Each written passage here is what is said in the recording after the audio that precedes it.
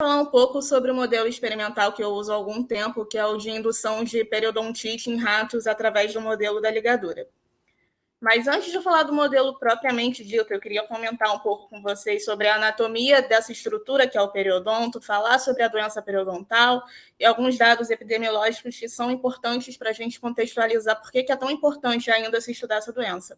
A gente vai falar um pouquinho também de etiologia, de patogênese, do papel da resposta imune nessa doença, para chegar nos modelos animais para o estudo, dando ênfase na periodontite induzida por ligadura no modelo murino.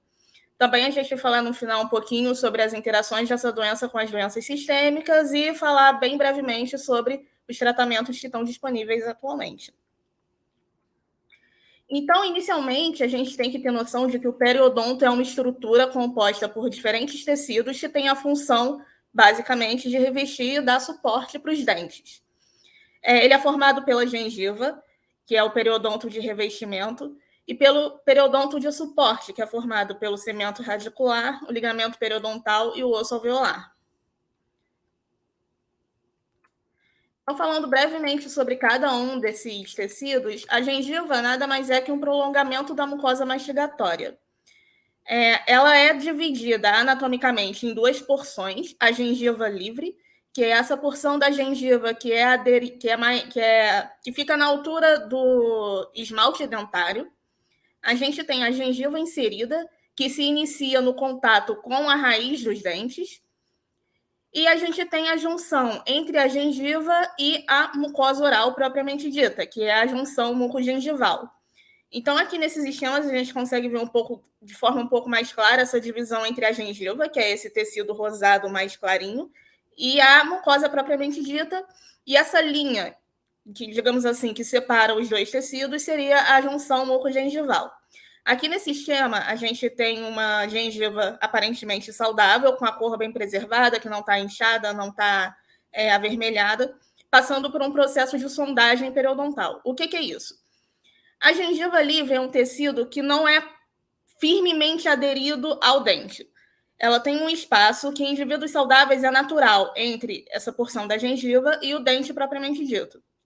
Esse espaço tem, em média, de 1 a 3 milímetros, existem variações entre populações, mas, de uma forma geral, no indivíduo saudável, esse é o tamanho desse espaço que fica um pouco frouxo entre o dente e a gengiva.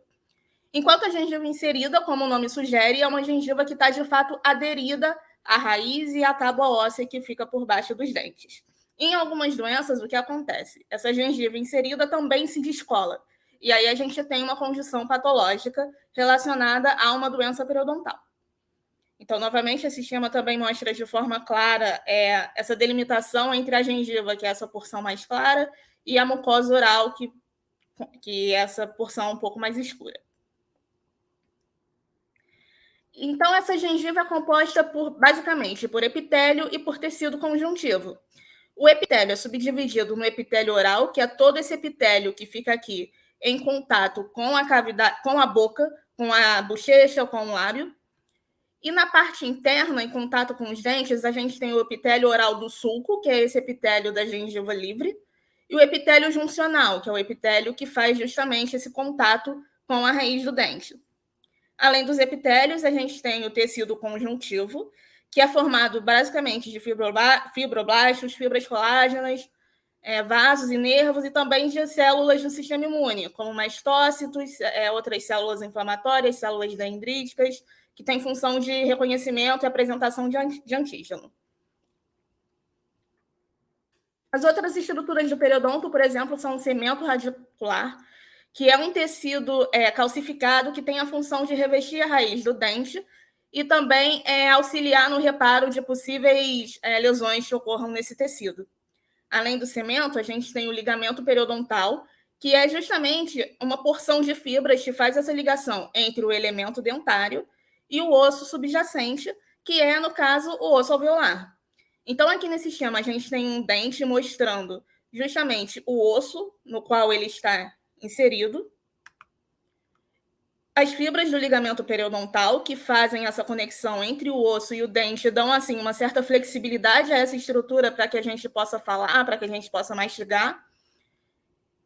Aqui nessa radiografia, a gente tem uma porção de osso alveolar aqui entre os dentes, fazendo essa sustentação, ele se estende também aqui entre a raiz dos dentes. Tem essa estrutura que é a junção cemento-esmalte, que é uma estrutura anatômica, uma delimitação anatômica, na verdade, entre o esmalte que reveste a coroa e o cemento que reveste a raiz do dente, e essa porção aqui mais clara em torno dos dentes, que é uma porção compacta do osso alveolar, chamada... É uma porção compacta do osso alveolar. Então, passando para as doenças que atingem esses tecidos, a gente tem basicamente dois grupos de doença, a gengivite e a periodontite. Elas se caracterizam por inflamação na gengiva, retração da margem gengival livre, ou seja, aquela gengiva livre se retrai e começa a exibir a raiz dos dentes, como, por exemplo, aqui nesses casos aqui também, e a formação de bolsas periodontais. As bolsas periodontais são formadas justamente nesse momento no qual você tem o descolamento dessa porção da gengiva inserida da raiz do dente. A gente tinha um espaço fisiológico normal entre a gengiva livre e o dente, e agora, numa condição de doença, esse pedaço aqui da gengiva começa a se descolar também, levando à formação das chamadas bolsas periodontais, que é considerado quando esse descolamento passa de 3 milímetros em média. O que essas doenças têm de diferente é que na periodontite, esse processo inflamatório é um pouco mais intenso, é um pouco mais distante da gengiva propriamente dita, ele desce, digamos assim, e ocorre a perda do osso alveolar através de um processo de intensa reabsorção desse osso, que serve como base para a nossa dentição. Então, aqui a gente tem um comparativo de uma situação saudável. Essa daqui é aquela sonda milimetrada do slide anterior. Numa pessoa saudável, ela entra até mais ou menos 1 a 3 milímetros, que é justamente o tamanho da gengiva livre. Essa gengiva é bem preservada, ela não é edemaciada, ela não é avermelhada, ela apresenta uma consistência normal e tem um nível que vai mais ou menos até a junção cemento-esmalte. O ligamento periodontal também é bem preservado, assim como o osso alveolar. Numa situação de doença periodontal, a gente tem essa gengiva se destacando do dente, a formação de um biofilme, e essa gengiva começa a se destacar justamente como resposta a um processo inflamatório que acontece aqui nesse local por conta desse biofilme. A gente vai falar sobre isso um pouquinho mais à frente. Essa gengiva, além de retraída, você vê que o nível dela é bem mais baixo, ela se torna inflamada, fica avermelhada, fica edemaciada. Muitas vezes é isso que leva algumas pessoas de forma mais precoce ao dentista. E no caso da periodontite, a gente tem uma perda óssea alveolar iniciando a partir dessa lesão, uma reabsorção intensa. Na clínica, essa sondagem de fato é feita, existe uma sonda milimetrada que o periodontista vai inserir na bolsa periodontal, nesse caso, e vai observar, por exemplo, uma retração de uma formação de uma bolsa de 5 milímetros, em alguns casos até bem maior do que isso. Então, novamente, uma situação de saúde, uma situação de doença, e aqui para mostrar que na saúde existe um biofilme simbiótico. O que isso significa? Temos bactérias na superfície da língua, na saliva, na superfície dos dentes e também bactérias subgengivais. São populações semelhantes, porém diferentes. E quando você tem algum processo que, de alguma forma, perturba essa ecologia, que se mantém homeostática devido a uma interação entre o sistema imune do hospedeiro e as bactérias, a gente tem essas situações de doença. Então, existe uma resposta inflamatória que pode ser bastante exacerbada e que faz com que essas bactérias patogênicas se proliferem, causando uma inflamação moderada no caso da gengivite, que é um quadro restrito à inflamação gengival. Em alguns casos, ela pode progredir para periodontite, em alguns casos, ela não progride. A gente não sabe exatamente o que faz essa progressão acontecer ou não. O que a gente sabe, por exemplo, é que essa ecologia microbiana, essa população microbiana, na verdade, é diferente dessa daqui.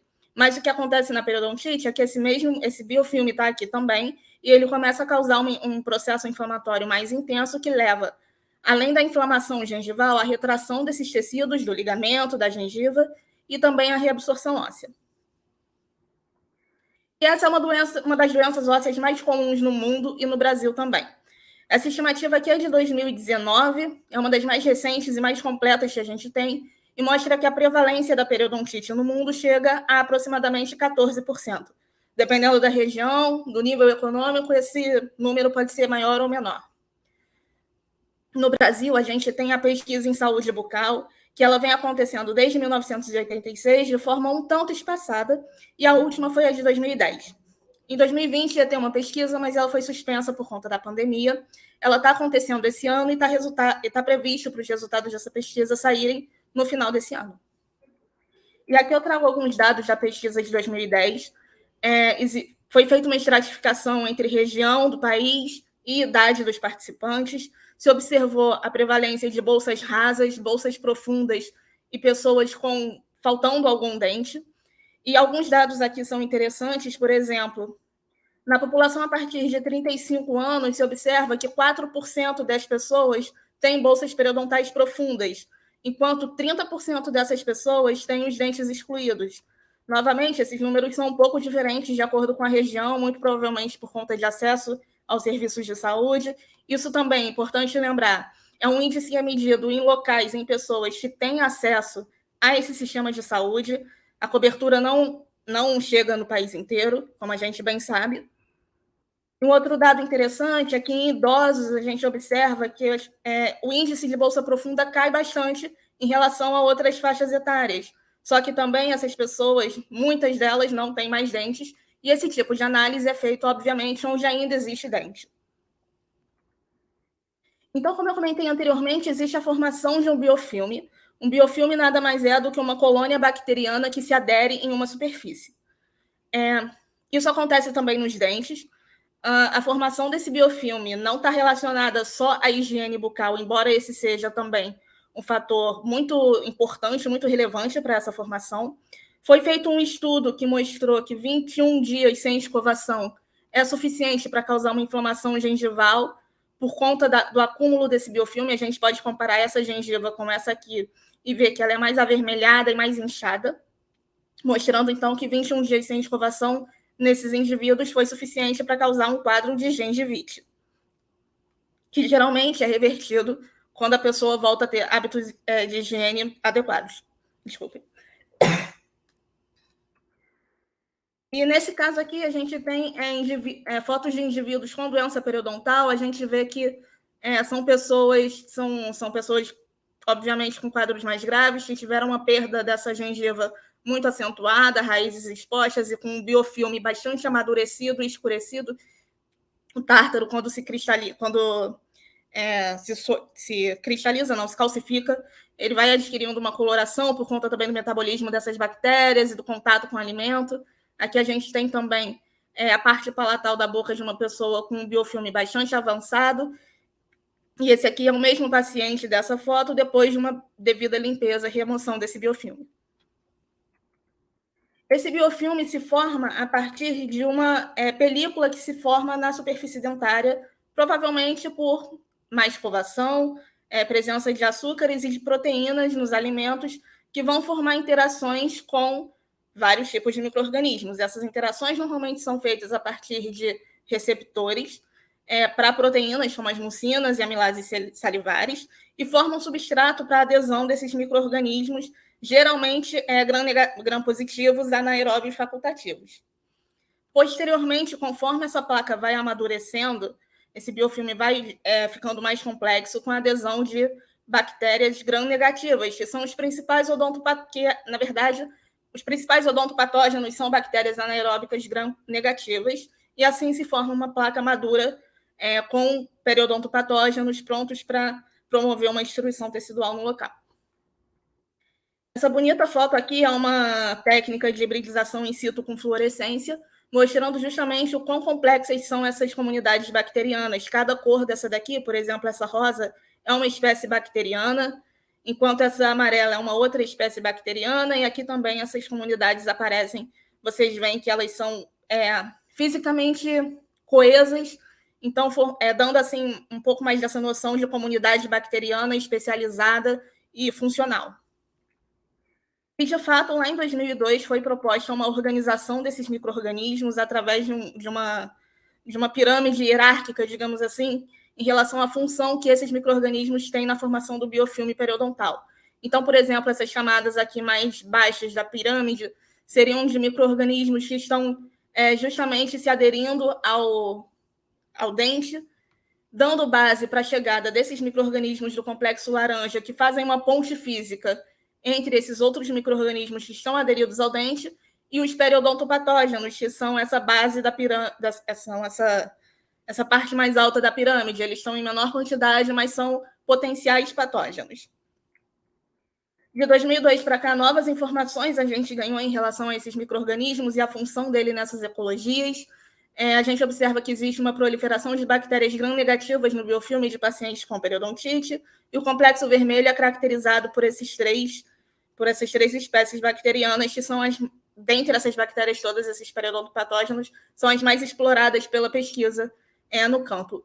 Além delas, atualmente se estuda bastante esse micro-organismo aqui, o AA, que ele também tem uma capacidade periodontopatogênica, a partir da invasão do epitélio gengival, como todas essas outras bactérias aqui fazem também. A gente já conhece hoje vários fatores de virulência relacionados à invasão do epitélio e subversão do sistema imune.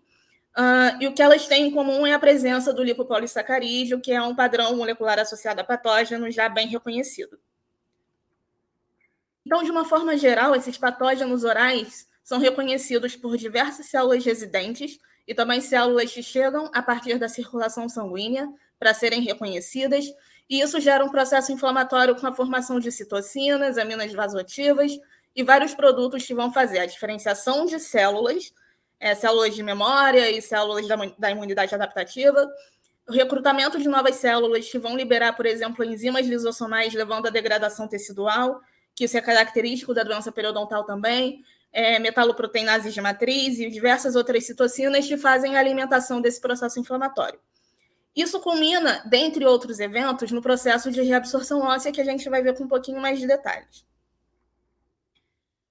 A gente tem bem estabelecido, por exemplo, que as respostas TH1, TH2 e TH17 estão relacionadas ao desenvolvimento da doença, à sua gravidade também, tanto em humanos quanto em modelos experimentais. Então, a gente tem, por exemplo, as células Treg participando da homeostase periodontal através dessas proteínas anti-inflamatórias nesse contexto. A gente tem as células T auxiliares também fazendo essa produção de citocinas, dessa vez pró-inflamatórias, e também o reconhecimento dos patógenos, e as células B na produção de anticorpos contra os patógenos periodontais, e também a progressão clínica da lesão periodontal.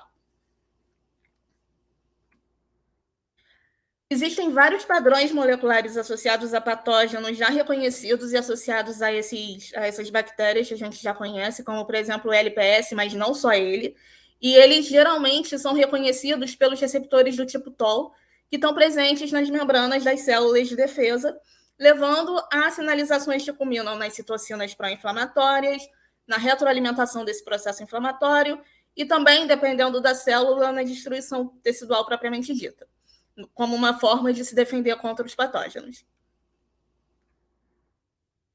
Se sabe bem sobre a participação dos receptores do tipo TOL no periodonto, eles são expressos, como a gente pode ver aqui nesse esquema, em várias células, no próprio biofilme, nos neutrófilos, que são a linha de defesa inicial contra essas bactérias, no cemento, nos fibroblastos do ligamento periodontal, também nas células ósseas, osteoblastos e osteoclastos. E também a gente sabe, pelos estudos em humanos, que esses receptores do tipo TOL, em algumas situações, aparecem mais expressos do que o normal.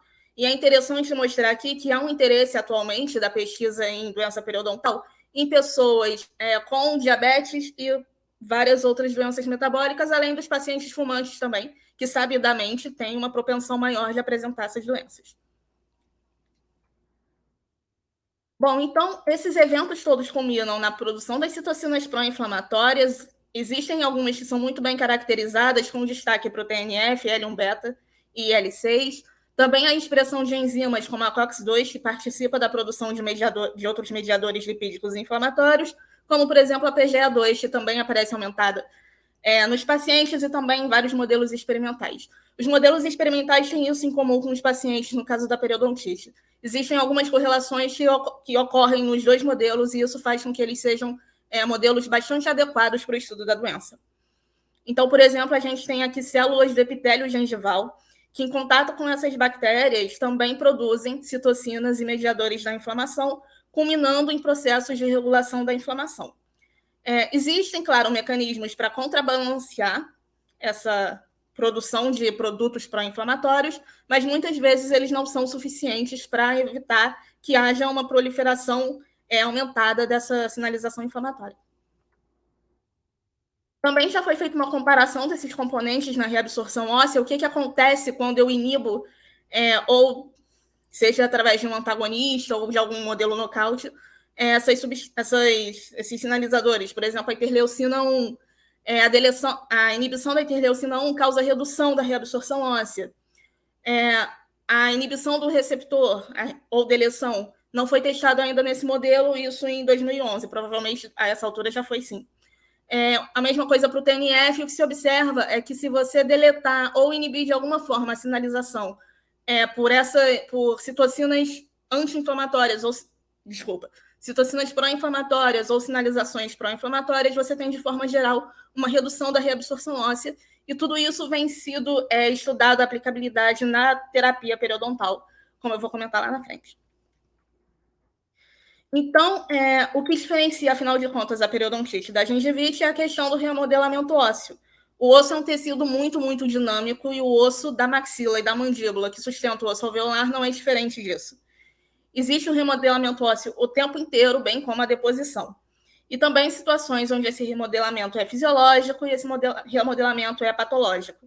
As duas células que fazem essa conversa de forma mais intensa no osso são os osteoblastos, que são as células especializadas em depositar a matriz orgânica para a formação do osso, e se derivam de células mesenquimais, e os osteoclastos, que são células especializadas em reabsorver o osso, degradar o osso que foi anteriormente formado quando ele não é mais necessário, ou quando a gente está precisando de cálcio no sangue ou algum nutriente que o osso pode fornecer.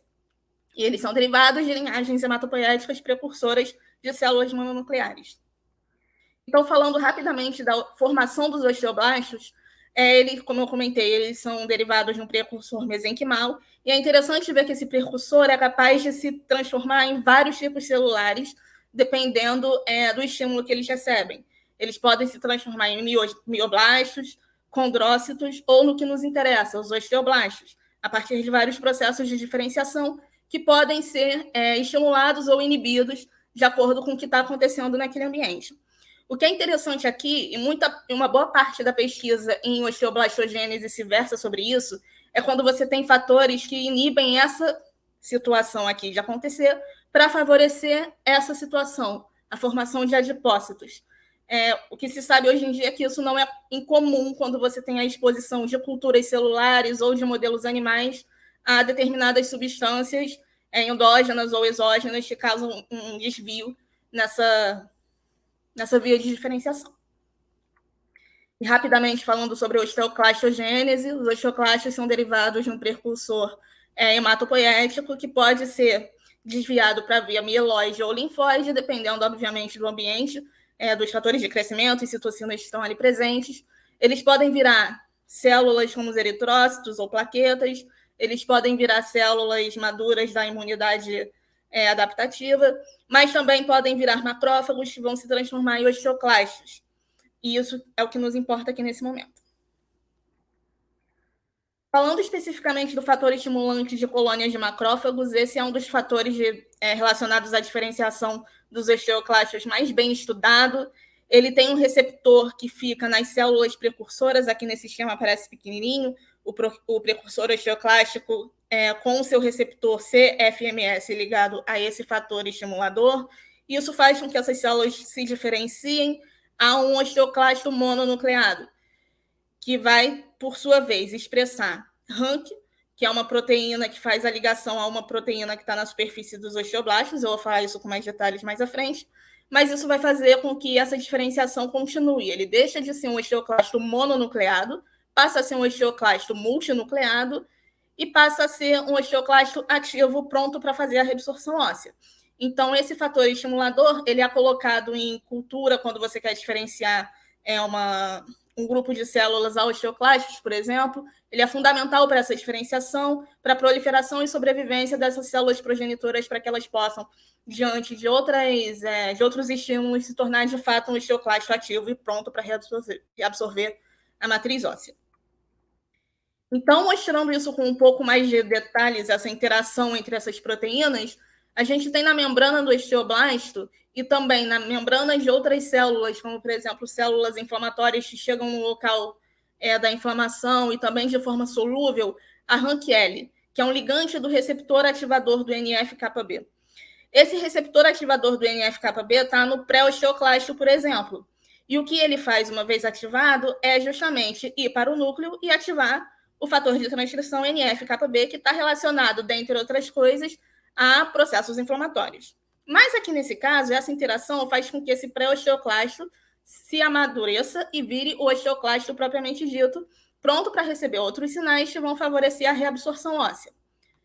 Existe essa outra proteína, a osteoprotegerina, que é um outro receptor produzido pelos osteoblastos e outros tipos celulares que estão presentes no tecido periodontal, que, por sua vez, fazem essa captura, digamos assim, do RANK, impedindo essa ligação RANKL-RANK. Uma vez que o APG se ligue no RANK, o RANKL não liga. Então, você não tem esse processo de maturação dos osteoclastos acontecendo e sendo favorecido. Existem vários fatores que atrapalham essa interação da osteoprotegerina com o RANK, do RANKL com o RANK, como, por exemplo, hormônios, como o estradiol e a prolactina, e também citocinas pró-inflamatórias, moléculas anti-inflamatórias. Então, por exemplo, o estradiol favorece essa ligação do APG a RANK, evitando que essa maturação dos osteoclastos aconteçam. Então, em partes, é por isso que a gente diz que o estrogênio é osteoprotetor, porque ele evita a reabsorção óssea, dentre outras ações. E aqui, por outro lado, a gente tem a prolactina favorecendo essa relação RANKL-RANK, fazendo com que essas células amadureçam e façam reabsorção óssea. Aqui, novamente, um esquema mais representativo desse eixo, o RANK-RANKL-OPG, que ele é muito estudado na situação de periodontite, e se observa que, de fato, nos pacientes em modelos experimentais, você tem um desequilíbrio entre as quantidades de RANKL e OPG. Em situações de homeostase, a gente tem uma maior expressão da osteoprotegerina, fazendo essa interação com o RANK e evitando que ele se ligue ao RANKL. Então, a gente tem um processo de deposição e reabsorção óssea que é homeostático, enquanto em certas condições inflamatórias, como a periodontite, a gente tem justamente essa quantidade de RANKL aumentada e mais disponível para se ligar a RANK do que de OPG. Então, dessa forma, a gente tem uma maior maturação desses osteoclastos que se tornam ativos e fazem a reabsorção óssea. Então, comentando de novo sobre esse fator estimulador de colônia, ele potencializa os efeitos da reabsorção nos osteoclastos maduros induzidos por RANKL, além de participar desse processo de diferenciação. Ele é produzido por vários tipos celulares e, novamente, mostrando aqui agora, sabendo que essa interação do RANK e do RANKL, a gente tem também esse fator estimulante de colônia se ligando e participando dessa maturação dos osteoclastos. Então, como eu comentei anteriormente, existe uma relação RANKL-OPG que pode ser alta, que quando é alta, na verdade, a gente tem a formação desse osteoclasto maduro, pronto para reabsorver osso, e quando a gente tem uma relação mais baixa, ou seja, a OPG é maior do que o RANKL, a gente tem uma inibição dessa diferenciação e o osteoclasto, que não tem função ali naquele meio, passa pelo processo de apoptose. E, de fato, alguns modelos experimentais publicados no passado mostram, por exemplo, que a injeção da RANKL recombinante aumenta os níveis sanguíneos de cálcio em camundongos. Isso, muito provavelmente, é devido à liberação de cálcio desse osso que é reabsorvido. Esse cálcio sai do osso e vai parar no sangue. Essa reabsorção é muito importante, por exemplo, quando você está num quadro crônico de hipocalcemia e precisa de cálcio de alguma fonte. Para isso serve, por exemplo, o paratormônio. Ele responde justamente a essas variações de cálcio no sangue, promovendo a reabsorção óssea, dentre outras ações. Então, o que a gente tem aqui nesse gráfico, por exemplo, é que o RANKL, quando administrado de forma exógena, aumentou de fato, quando administrado de forma exógena em alta dose aos camundongos, aumentou a quantidade de cálcio no sangue, provavelmente cálcio derivado do osso.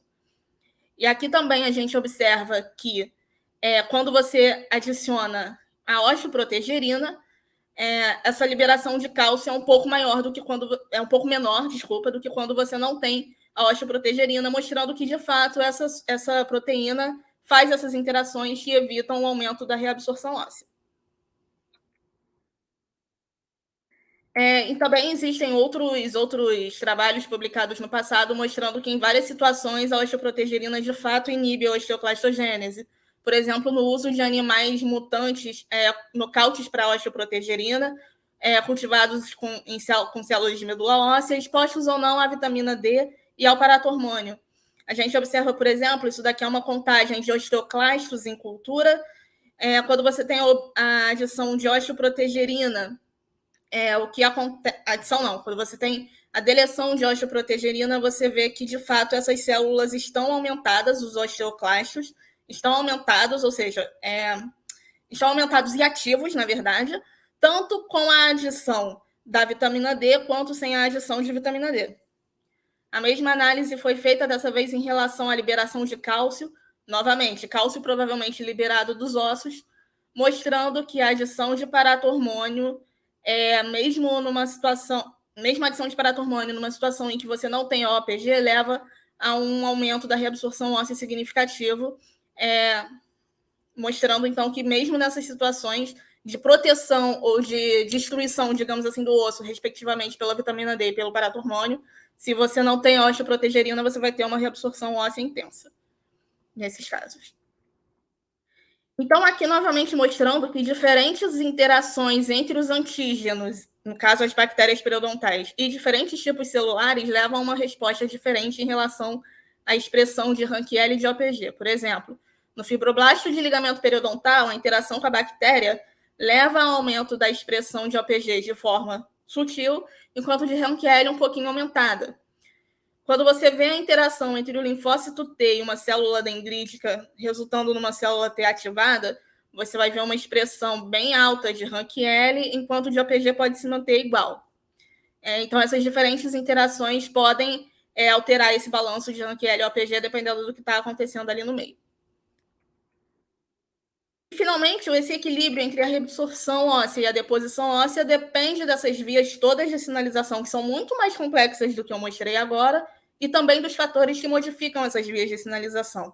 Então, por exemplo, a atividade do paratormônio e ocasionais desregulações dos níveis desse hormônio na corrente sanguínea, a vitamina D, outros hormônios e a presença de fatores de crescimento, todos eles alteram de alguma forma, aumentando a reabsorção óssea ou protegendo da reabsorção óssea.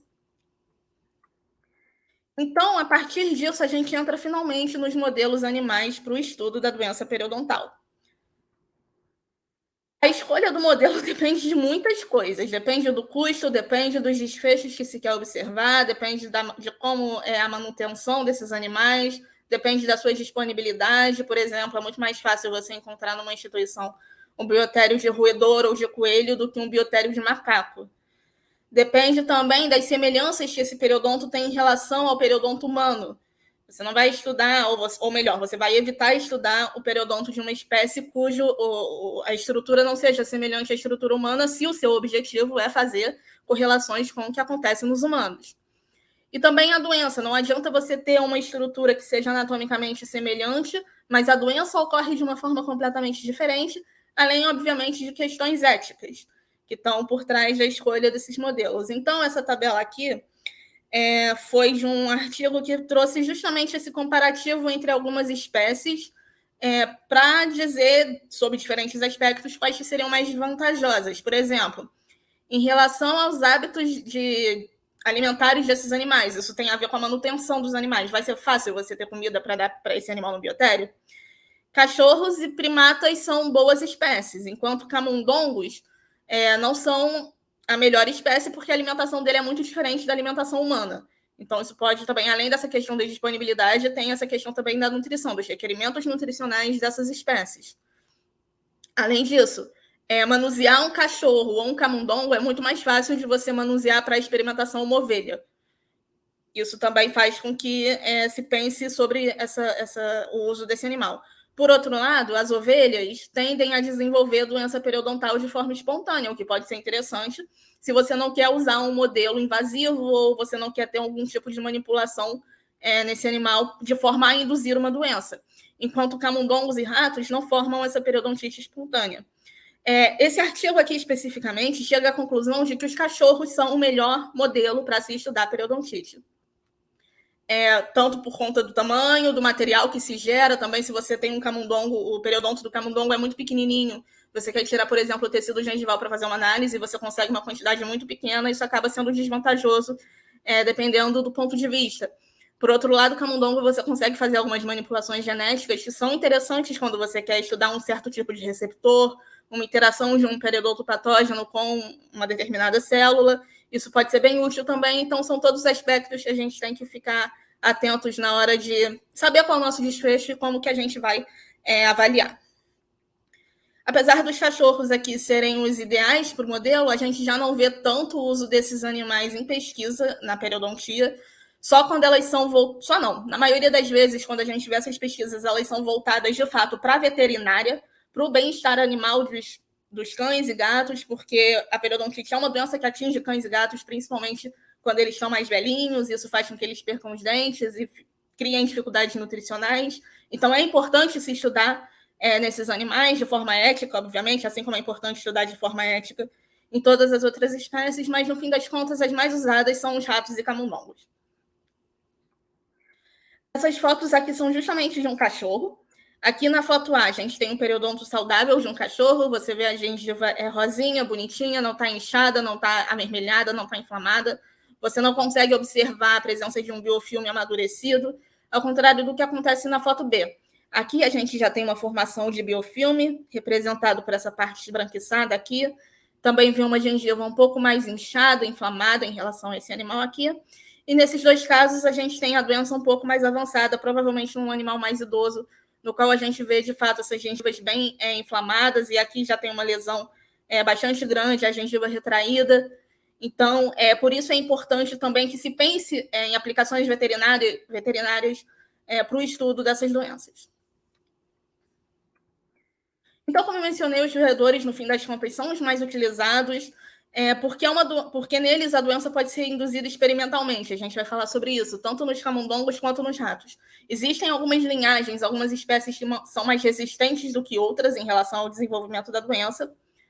Uma outra vantagem é que os molares são semelhantes aos dos humanos em relação às raízes, à organização mesmo do periodonto em si. Você tem também um dentinho que fica apoiado num osso alveolar, que tem um ligamento periodontal, tem um cemento, tem um esmalte, é bem semelhante. E é um modelo relativamente barato se você comparar com animais maiores, como, por exemplo, o cachorro. O problema eles são naturalmente resistentes à periodontite, então você precisa de um modelo de indução, geralmente. Não dá para você esperar eles envelhecerem e pegar o periodonto e esperar que eles tenham uma perda óssea exorbitante, como aconteceu, por exemplo, naquele cachorrinho do slide anterior. Além disso, a microbiota deles é diferente da microbiota humana e isso tem que ser levado em consideração, principalmente quando se está estudando essas interações entre a bactéria e o hospedeiro. Camundongos, principalmente, geram pouco tecido para as análises.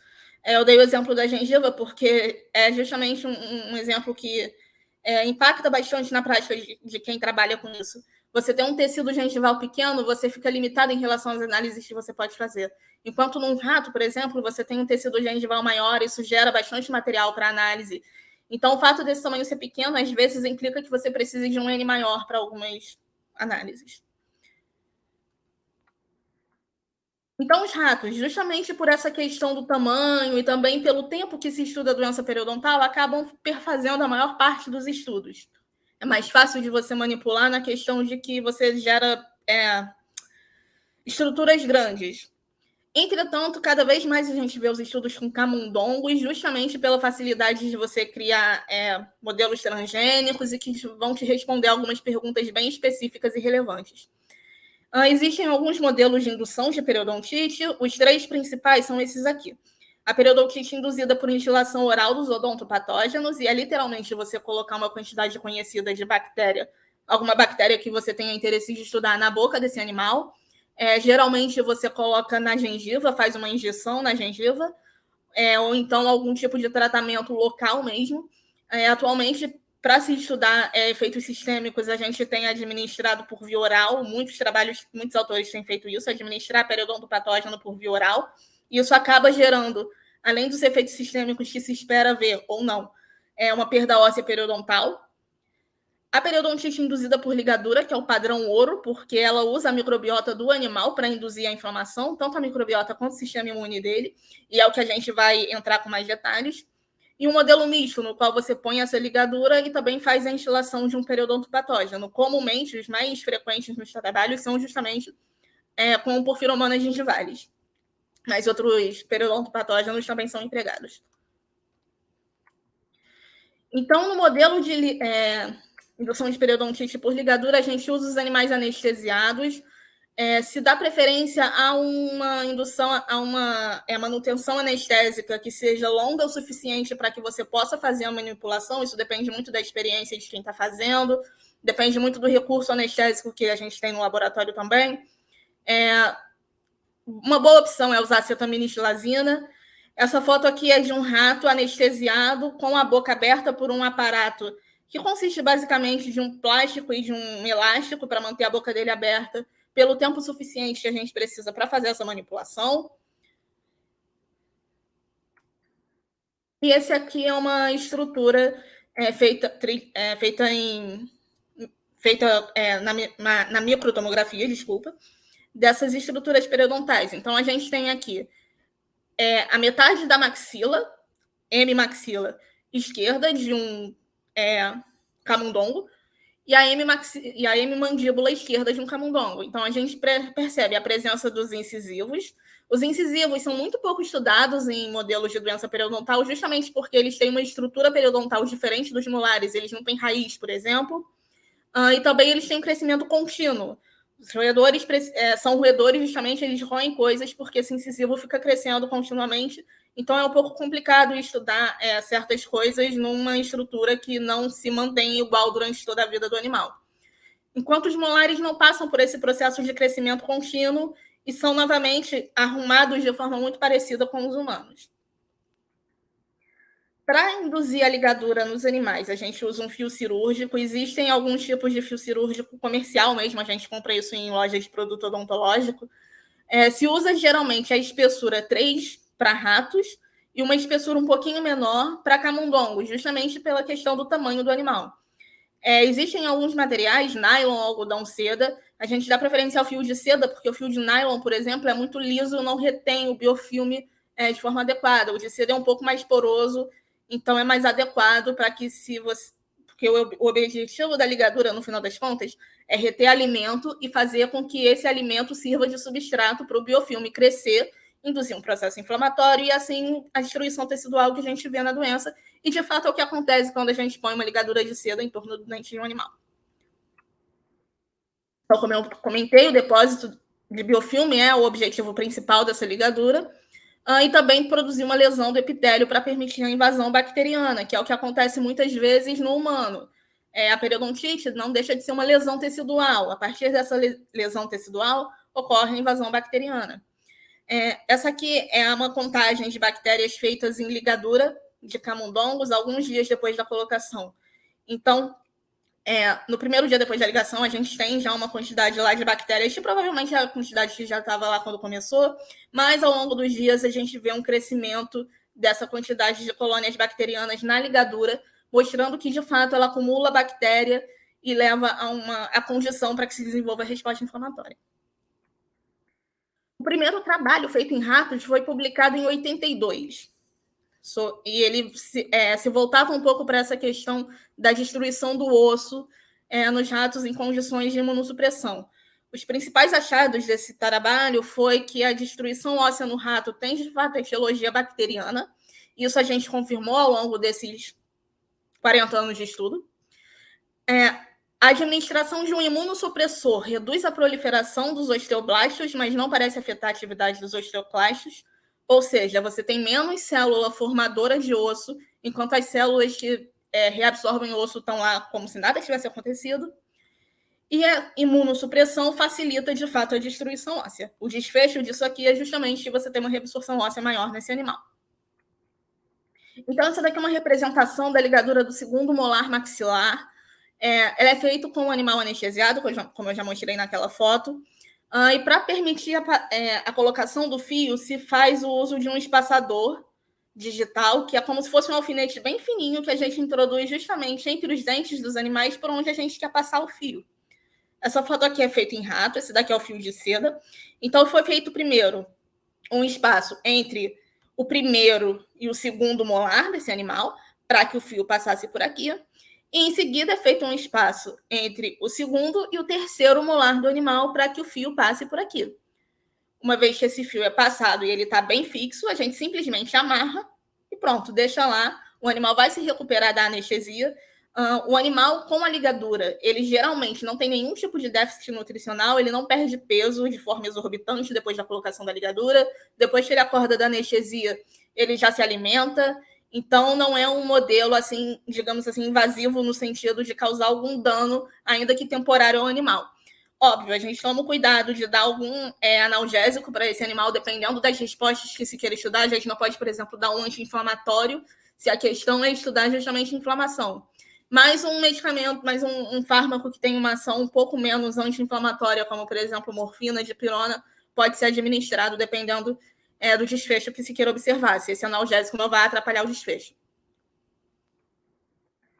Essa aqui é uma representação desse procedimento em camundongos. Então, aqui foi amarrado o segundo molar maxilar, mandíbula, parte inferior, maxila, parte superior. Na maxila, geralmente, a gente amarra o segundo molar e não o primeiro, justamente por uma questão de fixação. O fio geralmente fica mais fixo quando se amarra o segundo, porque ele tem 2 pontos de fixação ao invés de um só. Quando se amarra o primeiro molar, o único ponto de fixação é aqui. E é isso. A gente mostra aqui ele passando o fio, fazendo o nó, corta-se o resto de fio e foi feita a ligadura. Essa ligadura pode ser feita de um lado só do dente ou pode ser feita dos dois. Quer dizer, de um lado só da mandíbula ou da maxila, ou dos dois, pode ser feita tanto na mandíbula quanto na maxila, ou um só. Isso depende muito do modelo, do desenho experimental e dos objetivos que o experimentador pretende ver.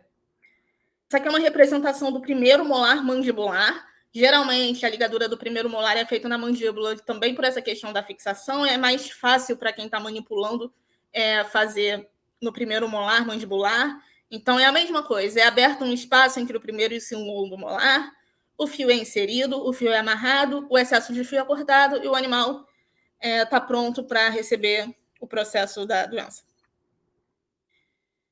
Então, como eu comentei, a gente pode fazer essa ligadura nos primeiros molares mandibulares, de forma mais comum, ou nos segundos molares maxilares, mas estamos livres para amarrar onde quiser. Os modelos são válidos, mas esses aqui são os mais comuns.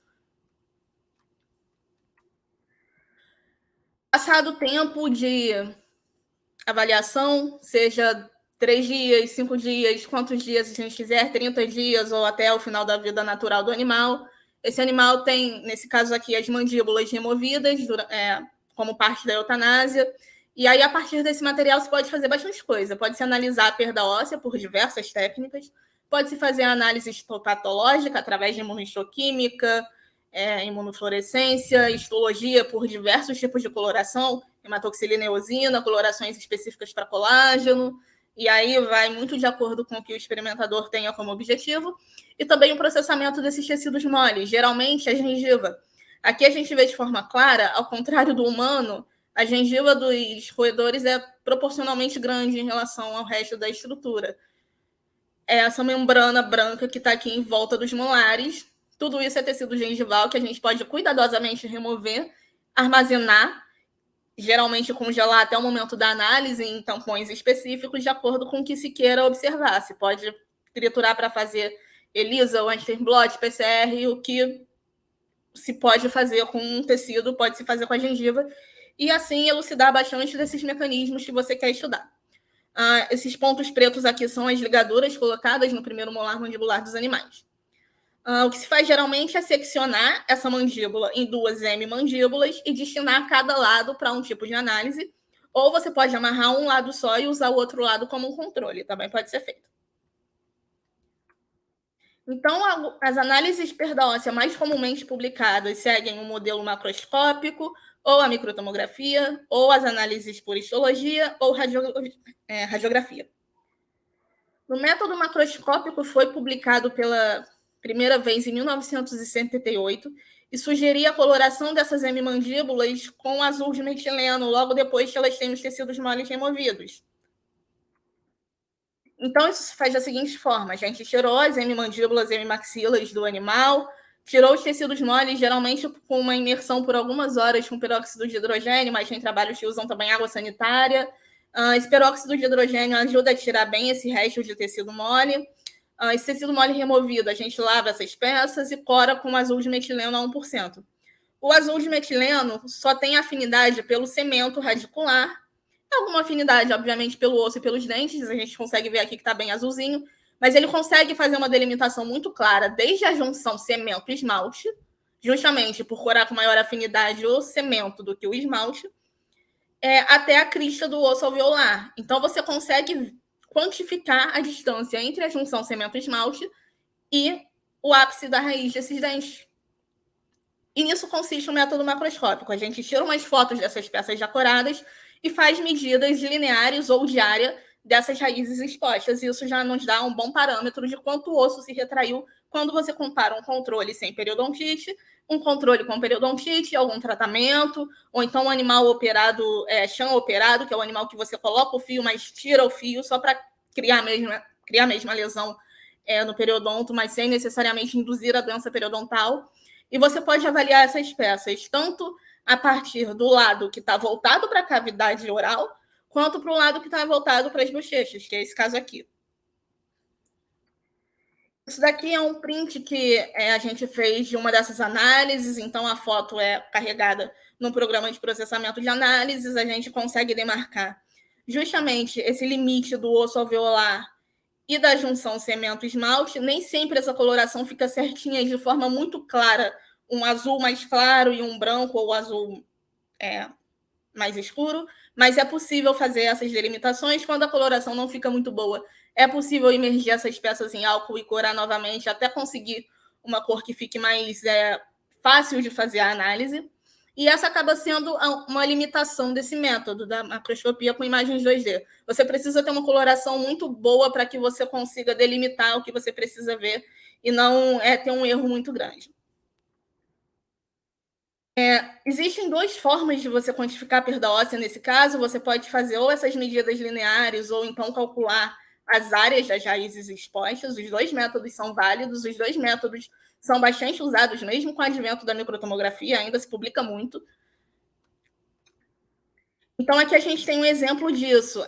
Esses são, apesar das fotos estarem em preto e branco, elas foram publicadas assim, mas são justamente esse método da coloração com azul de metileno. E aí o que a gente observa é tanto essas medidas lineares sendo feitas pelo programa, quanto essa delimitação da área. E aí aqui o que eles fazem é uma análise de percentual de perda óssea a partir do método da área e o método da distância linear, e observam que não tem, na verdade, assim, muita diferença significativa em relação aos dois métodos. Por exemplo, se você está olhando para a maxila na face bucal, ou seja, a face que está voltada para a bochecha, você tem 64% de perda óssea no método da área, para 60% na área, no método da distância linear. Essas quatro unidades percentuais podem ou não ser relevantes de acordo com o que se está observando, né, com os desfechos que estão se observando, mas a gente tem, por exemplo, essa diferença aqui de 47 para 43, também são 4 pontos percentuais. Nessa análise aqui especificamente, ele não viu diferenças significativas entre os dois métodos e concluiu que eles são, de certa forma, correlacionáveis. Aqui também foi feito o mesmo método, dessa vez em camundongos, e se observou se tem se a gente deve ter alguma preferência de qual região fazer a análise linear. E se chegou à conclusão de que, por exemplo, você tem uma região, por exemplo, aqui.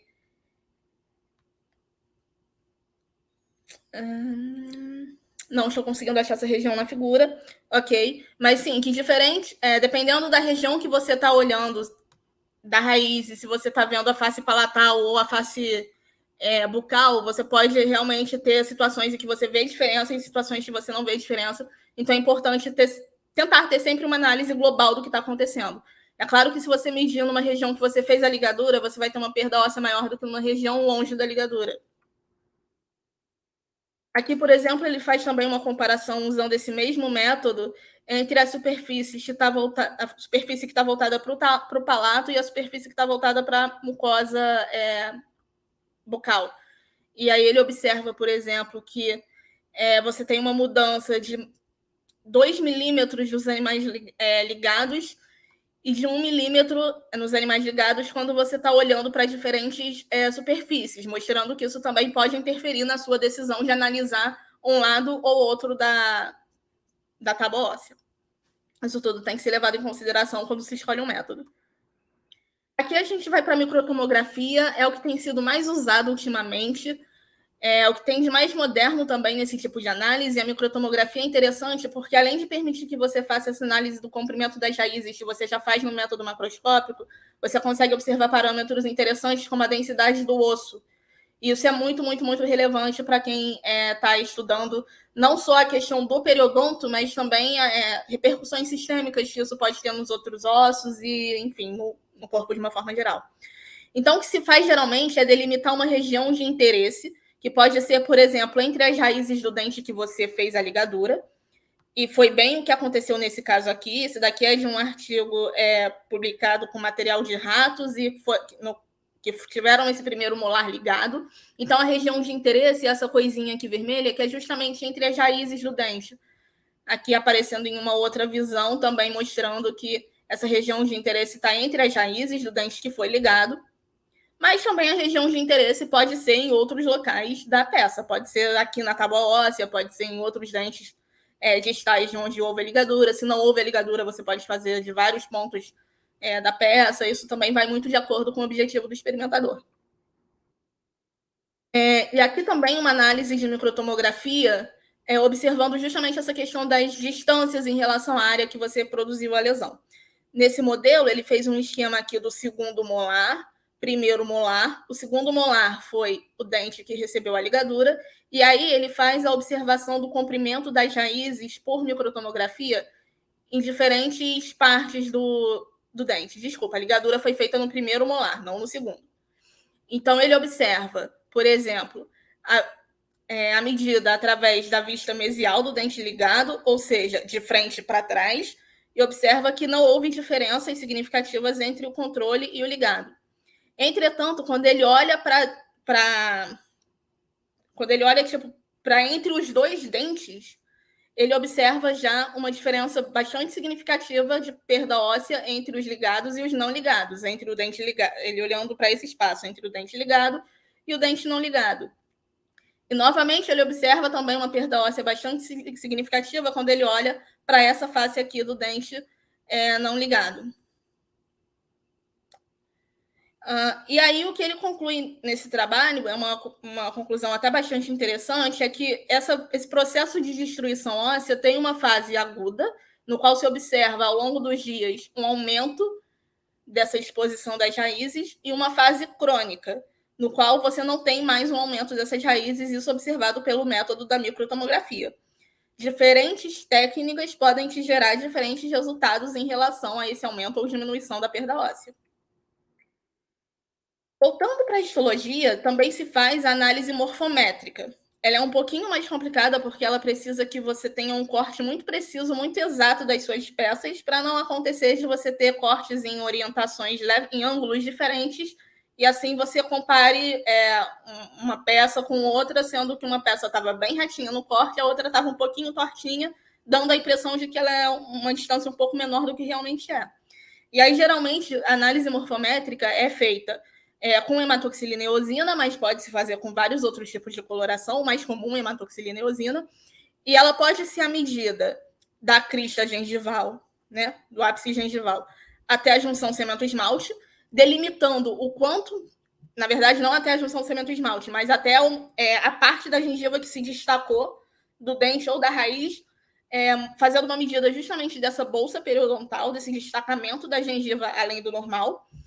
Ou então ela pode ser feita do osso alveolar, da crista do osso alveolar, até o cemento, dando uma ideia de quanto desse osso alveolar retraiu nessa região, que é o que mostra aqui. Então, esse daqui é o dente, essa daqui seria a polpa, né? Essas daqui são as raízes. Aqui é um pouquinho mais difícil de ver, mas esse tecido aqui mais compacto é o osso, enquanto aqui a gente tem umas fibras do ligamento periodontal e algumas células, fibroblastos e células inflamatórias que estão ali presentes. Então, dessa forma, você pode ter algumas medidas assim um pouco mais não um pouco mais exatas, porque no final das contas, todas essas análises, como a gente vai ver mais à frente, geralmente são bem comparáveis. Mas se você tem o objetivo de ver, por exemplo, essa questão do descolamento da gengiva, às vezes essa técnica aqui é um pouco mais interessante do que as outras técnicas, justamente porque permite olhar o tecido mole, coisa que você não via, por exemplo, na tomografia e nem no método macroscópico. A histologia também tem outras vantagens, porque além de você medir perda óssea, você consegue ver infiltrado inflamatório, você consegue ver integridade tecidual, você consegue ver uma tonelada de coisas.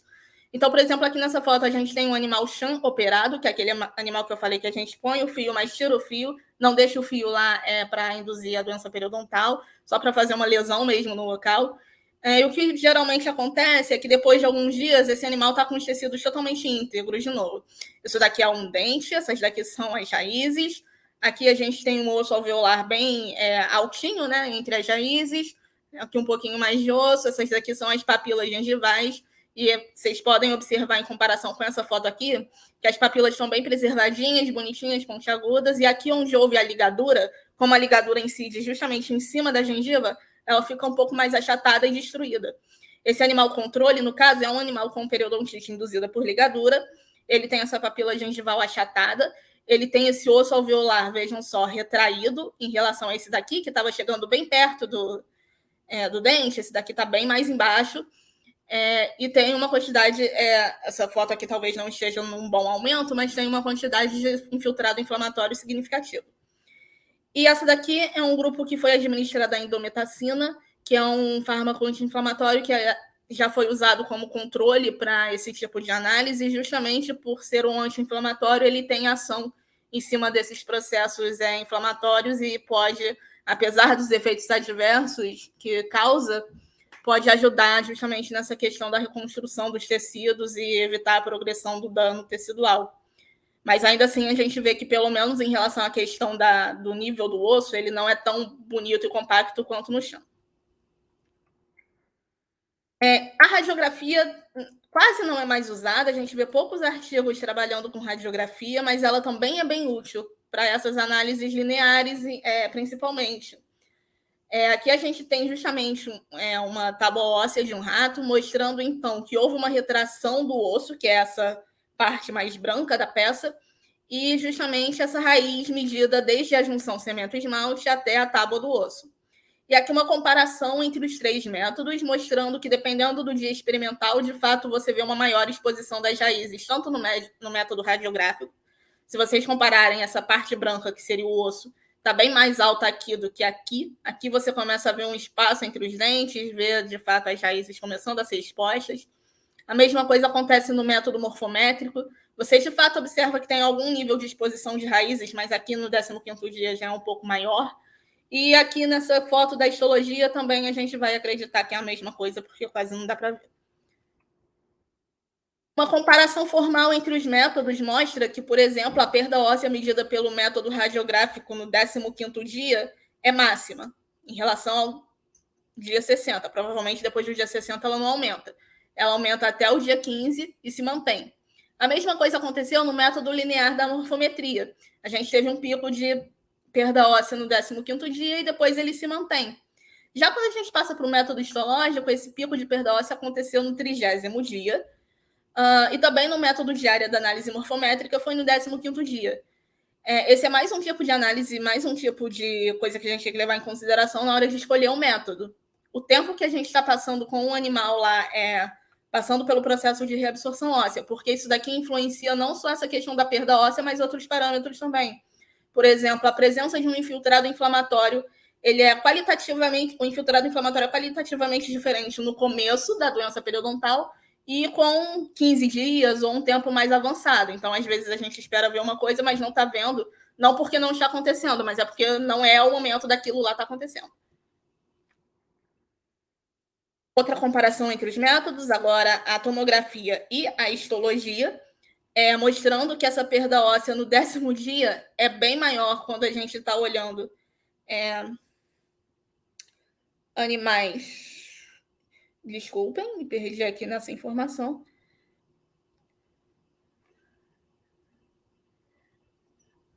É isso, animais infectados do que animais controles, mas que tanto na histologia quanto na tomografia, essas retas andam juntas, mostrando então que há uma correlação de fato entre os dois métodos. Nesse caso, eu poderia escolher qualquer um dos dois para essa análise de exposição linear das raízes. Só que no caso da histologia, como eu comentei, a gente tem algumas outras vantagens além de só medir coisas. A gente pode ver, além de o nível da perda óssea, por exemplo, quanto do epitélio se retraiu e ter uma medida disso. A gente pode também contar com o infiltrado inflamatório, através do número de células, ou mesmo, dependendo de como se faz a histotécnica, você pode qualificar quais são as células mais abundantes, quais são as células que estão presentes naquele infiltrado. Novamente, uma comparação da tomografia com o método macroscópico, mostrando a mesma coisa.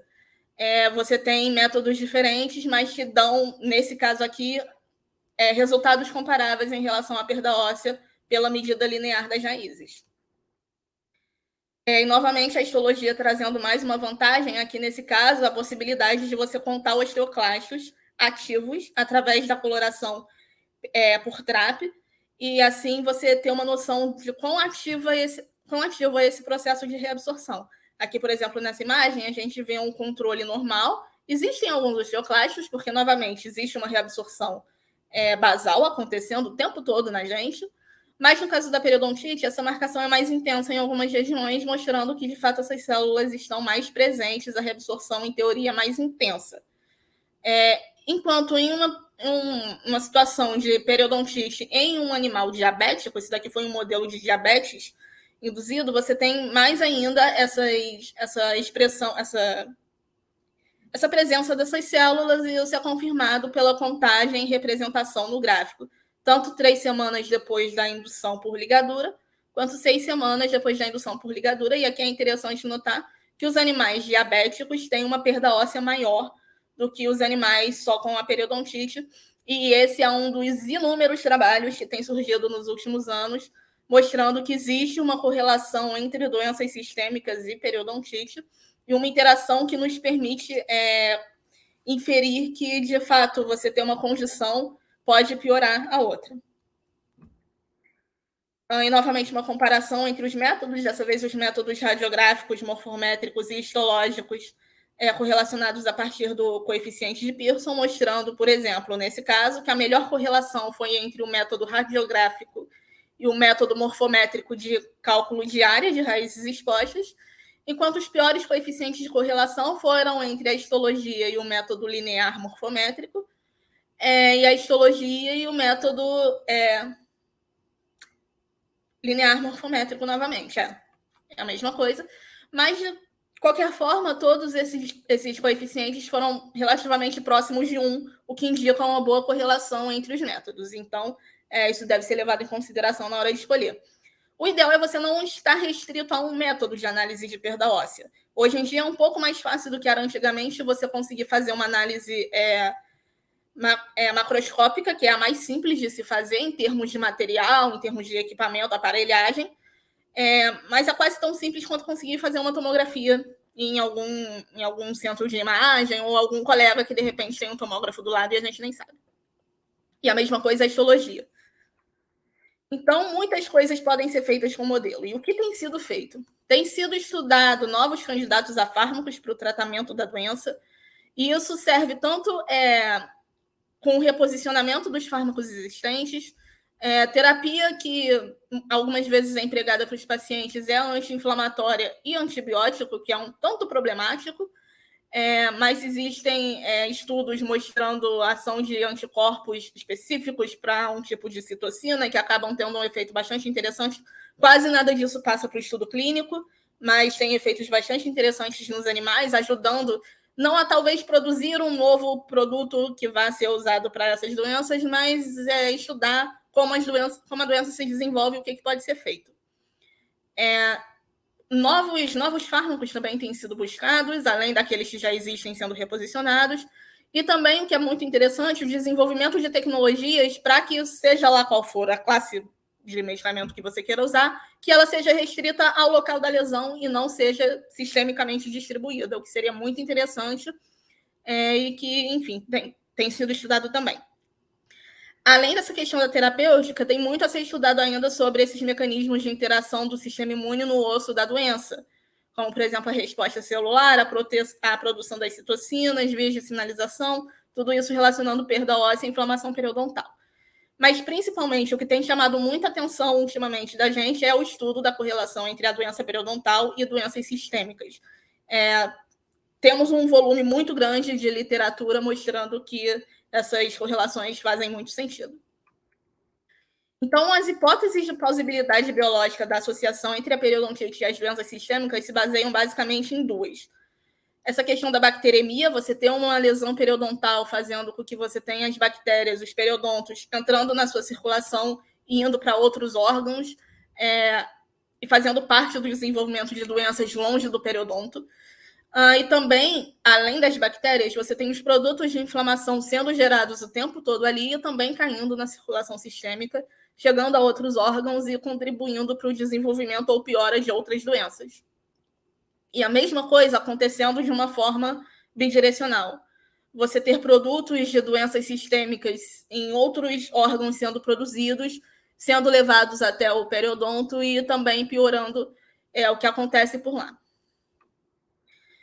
Então, existem como eu falei, vários estudos mostrando algumas dessas correlações. Então, a partir de uma lesão, essas bactérias do biofilme e esses produtos de inflamação podem ganhar circulação, fazendo uma disseminação sistêmica de bactérias, promovendo a aterosclerose e causando problemas cardíacos e cardiovasculares, chegando até a placenta, que a gente já sabe que já não é uma barreira estéril. Hoje em dia, a gente encontra até microplástico em feto, que estava lá dentro da placenta tranquilo, mas várias coisas passando pela placenta, possivelmente levando a complicações na gestação induzidas pela inflamação. Esses produtos de inflamação chegando até o fígado e retroalimentando esse sistema inflamatório com a produção de proteínas relacionadas à inflamação, e também a deglutição desses produtos indo parar no intestino e fazendo uma comunicação entre o sistema de bactérias e de inflamação que já existe no intestino. É um pouco complexo o que acontece nessas interações. Esse daqui é um exemplo de ruptura de placa e como os periodontopatógenos podem contribuir com essa situação de aterosclerose. Então, aqui, por exemplo, a interação da porfiromonas gingivalis com alguns receptores, como o receptor do tipo TOL, reconhecimento por células, evasão do sistema imune, fazendo com que essas bactérias sobrevivam e, de fato, caiam na corrente sanguínea. Elas podem ser levadas através das células também, se disseminar, atravessar as camadas endoteliais, chegando na camada íntima, na camada média, levando justamente a uma piora desse processo todo de acúmulo de LDL, formação das células esponjosas, e, finalmente, esse processo inflamatório com degradação de matriz leva à ruptura de placa e aqueles problemas cardiovasculares consequentes disso.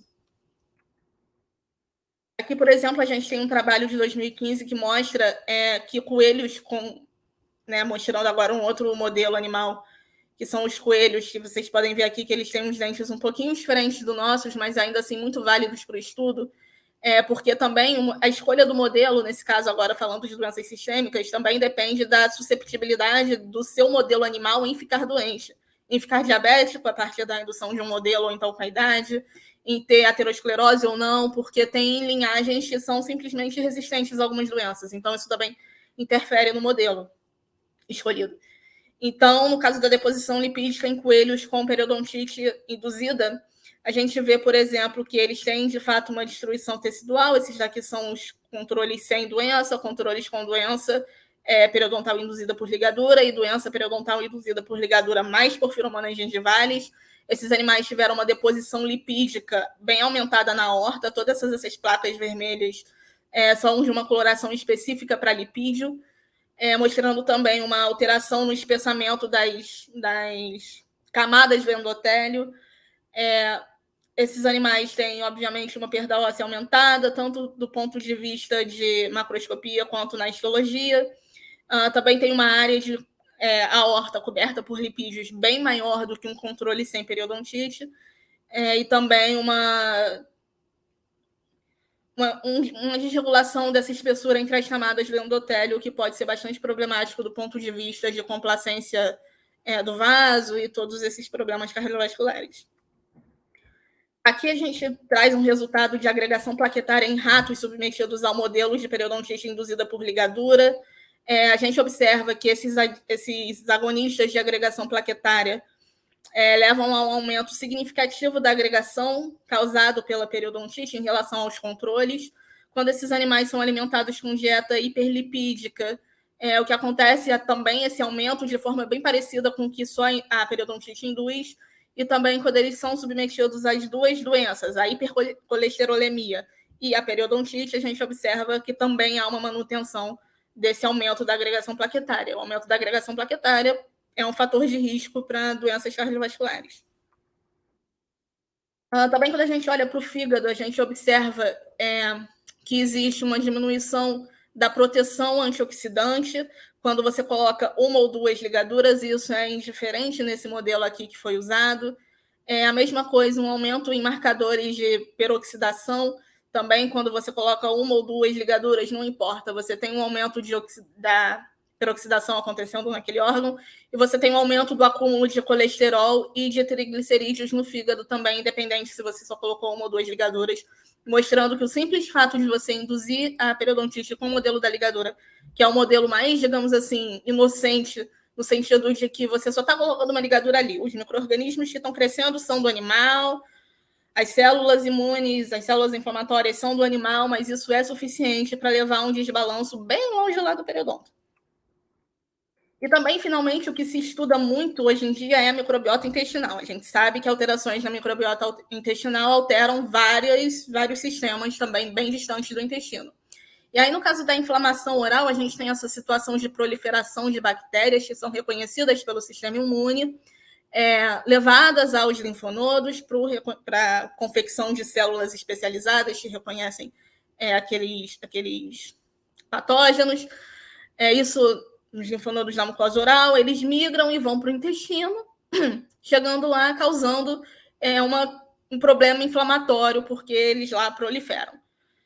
Também a queda dessas bactérias diretamente na circulação ou também por deglutição, fazendo a mesma coisa, ativando células inflamatórias lá e processos inflamatórios, como a ativação do inflammassomo, levando a um processo de inflamação intestinal, como a gente vê, por exemplo, nas doenças inflamatórias intestinais, na colite ulcerativa, indicando que pode haver uma conversa entre essas condições de inflamação oral e inflamação intestinal.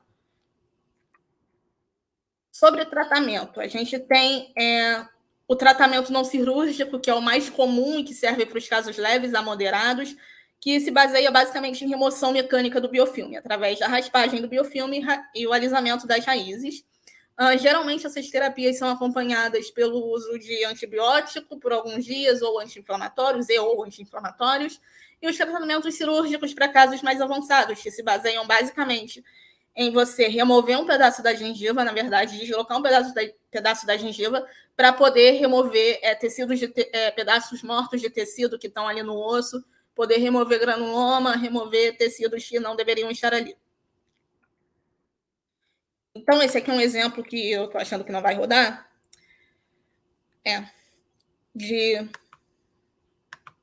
Temos uma esperança? De raspagem e alisamento radicular. Eu vou dar uma acelerada no vídeo, porque a gente não precisa ouvir o que ele está falando. Se vocês tiverem interesse em assistir com mais calma, tem um link aqui embaixo, vocês tirem um print da tela e assistam. mas basicamente ele faz uma primeira sondagem desse dente, uma primeira remoção desse biofilme mais externo, para depois passar para uma limpeza um pouco mais rigorosa. Você vê que esses aparelhos eles vão passando bem debaixo da gengiva, vocês conseguem ver ele passeando por debaixo da gengiva e tirando o biofilme que tem por ali. Esse método é suficiente quando você tem um caso de periodontite que não seja muito severa. Vou dar mais uma avançada.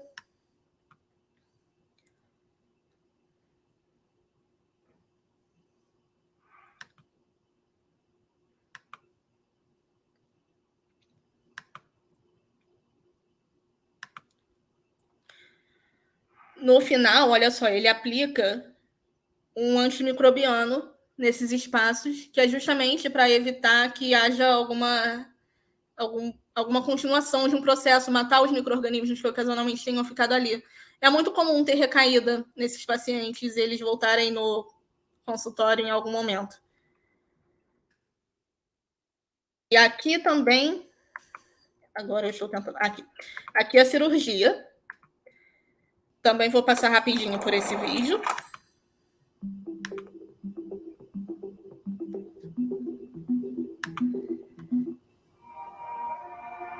Vocês veem aqui uma raiz bem exposta, que é a radiografia desse paciente. Um biofilme bem espesso aqui em cima, aqui. E aí são essas etapas também de remoção do biofilme.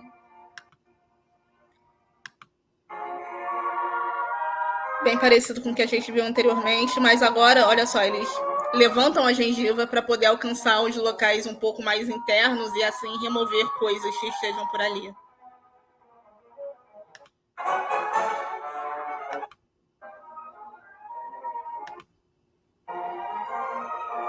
E é isso. Quem quiser assistir isso daí com mais calma depois, fique à vontade, tira um print da tela. Vamos seguir em frente. E era só isso que eu tinha para dizer para vocês hoje. Eu quero agradecer a todos os colaboradores e professores e colegas que me acompanharam até aqui, que